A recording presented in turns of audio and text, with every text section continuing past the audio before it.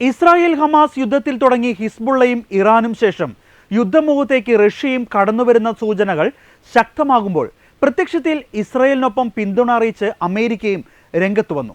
അതൊരിക്കലും America Christian രാജ്യമായതുകൊണ്ടോ Israel ഒരു ജൂതരാഷ്ട്രമായതുകൊണ്ടോ അല്ല. തീവ്രവാദ പ്രവർത്തനങ്ങളിലൂടെ ഹമാസും ഹിസ്ബുള്ളയും ലക്ഷ്യം വെക്കുന്നത് സാധാരണക്കാരായ ജനങ്ങളെ ആയതുകൊണ്ടാണ്. ഇസ്രായേൽ നടത്തുന്നത് നിലനിൽപ്പിന് വേണ്ടിയുള്ള യുദ്ധമാണ്. യുദ്ധ നിയമങ്ങൾ കാറ്റിൽ പറത്തി 2023 ഒക്ടോബർ 7 ഹമാസ് നടത്തിയ നരനായിട്ടിൽ കൊല്ലപ്പെട്ടത് 1200 ഇസ്രായേൽ പൗരന്മാരാണ്. 250-ലധികം ആളുകളെ തട്ടിക്കൊണ്ടുപോയി ബന്ദികളാക്കി 5431 പേർക്ക് പരിക്കേറ്റു. ഇസ്രായേൽ പൗരന്മാരെ ബന്ദികളാക്കിയും സ്ത്രീകളെ തട്ടിക്കൊണ്ടുപോയി ക്രൂരമായി പീഡിപ്പിച്ചതും ഇസ്രായേൽ അതൊന്നും മറന്നിട്ടില്ല. ലെബനനിൽ നിന്ന് ഹിസ്ബുള്ളയും പാലസ്തീനിൽ നിന്ന് ഹമാസും യമനിൽ നിന്ന് ഹൂതികളും തുടങ്ങി മുസ്ലിം രാഷ്ട്രങ്ങൾ ഒന്നാകെ ഇരു കോണുകളിൽ നിന്നും അഴിച്ചുവിടുന്ന ഭീകരപ്രവർത്തനങ്ങൾ യഹൂദരെ ജീവിക്കാൻ അനുവദിക്കുന്നില്ല എന്ന് മാത്രമല്ല, സ്വസ്ഥതയോടും സമാധാനത്തോടും മുന്നോട്ടു പോകുന്ന ക്രൈസ്തവ രാജ്യങ്ങളെ ഭീതിയിലാഴ്ത്തുക കൂടിയാണ് ചെയ്യുന്നത്. ഇസ്രായേലിനെ ആക്രമിച്ചവരെ ആരെയും ഇസ്രായേൽ വെറുതെ വിട്ടിട്ടില്ല.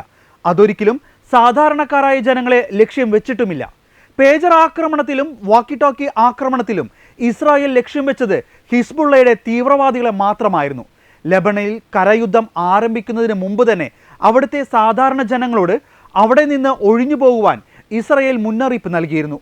സകല യുദ്ധ നിയമങ്ങളും ലംഘിച്ച് ലെബനനിലെ പൗരന്മാരുടെ ഇടയിൽ ഒളിച്ചിരുന്ന് അവരുടെ വീടുകളിൽ മിസൈലുകളും ബോംബുകളും നിറച്ച് സാധാരണക്കാരെ ബന്ദികളാക്കിയത് ഹിസ്ബുള്ളയാണെന്ന കാര്യം പല മാധ്യമങ്ങളും മനഃപൂർവ്വം മറച്ചുവെച്ചു.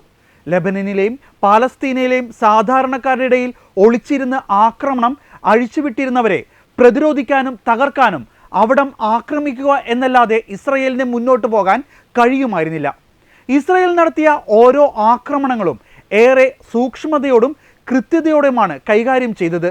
ഹിസ്ബുള്ള തലവൻ ഹസൻ നസ്രള്ളയെയും അനുയായികളെയും കീഴ്പ്പെടുത്തിയപ്പോഴും സാധാരണ സിവിലിയൻസിന് അപകടം ഉണ്ടാക്കാത്ത രീതിയിൽ സൂപ്പർസോണിക് ജെറ്റുകളുടെ സഹായത്തോടെ നസ്രള്ളയുടെ ലൊക്കേഷൻ കൃത്യമായി ടാർഗറ്റ് ചെയ്തായിരുന്നു ഇസ്രായേലിൻ്റെ അറ്റാക്ക്. അവസാനമായി ഇറാൻ ജനതയോട് ഐക്യദാർഢ്യം പ്രഖ്യാപിച്ചുകൊണ്ട് ഇസ്രായേൽ പ്രധാനമന്ത്രി ബെഞ്ചമിൻ നെതന്യാഹു നടത്തിയ പ്രസംഗം വ്യക്തമാക്കുന്നതും ഇസ്രായേൽ എതിരിടുന്നത് ദൈവത്തിൻ്റെ സ്വന്തം ജനമായ യഹൂദരെ ഉന്മൂലനം ചെയ്യാൻ ആഗ്രഹിക്കുന്ന തീവ്രവാദികളെ മാത്രമാണ് എന്നതാണ്.